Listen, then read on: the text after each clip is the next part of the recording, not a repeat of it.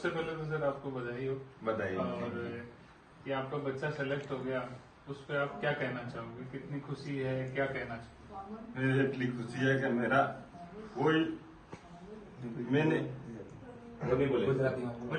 कोई बात नहीं, कोई बात नहीं। मेरे को कोई गुजराती एकदम प्योर गुजराती बोले आप, वैसा कुछ चीज मेरा મારો છોકરો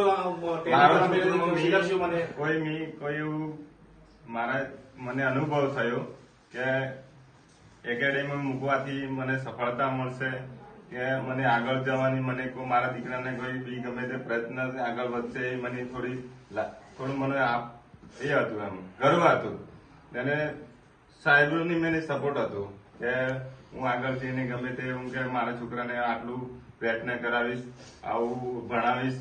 અને મને સાહેબે 19 વર્ષનો છે મારો છોકરો અને મને સાહેબે મને એટલો ગર્વ, મને એટલો આગળ મને એટલો આત્મવિશ્વાસ જગાડે છે હું એનો આભાર વ્યક્ત કરું છું.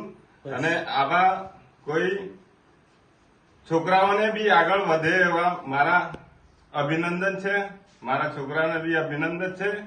અને આગળ મારો દેશ ભારત આગળ વધે અને પ્રગતિ કરે, છોકરાઓ બી પ્રગતિ કરે, મારો છોકરો બી આગળ દેશને માટે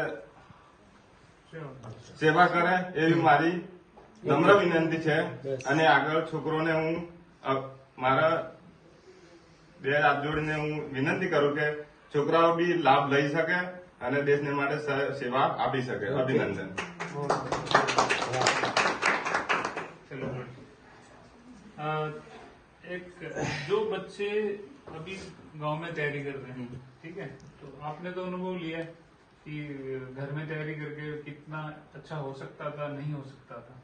उन बच्चों को एक बार आप क्या कहोगे कि वो जो अभी टाइम वेस्ट कर रहे हैं, तो आपको इंस्टीट्यूट में जाना चाहिए तो क्यों जाना चाहिए, और इंस्टीट्यूट में ऐसा क्या देखना चाहिए उसके बाद वो ज्वाइन करें? घर में बैठ के तैयारी तो हो नहीं सकती, कुछ ना कुछ तो काम आ जाएगा आपको. और घर में मतलब कि आप परीक्षा की तैयारी करोगे तो फिर आपको कुछ ना कुछ काम आता रहेगा और आप तैयारी नहीं कर पाओगे ठीक से, और आपको फिजिकल भी मतलब कि कुछ ढंग से नहीं होगा आपका.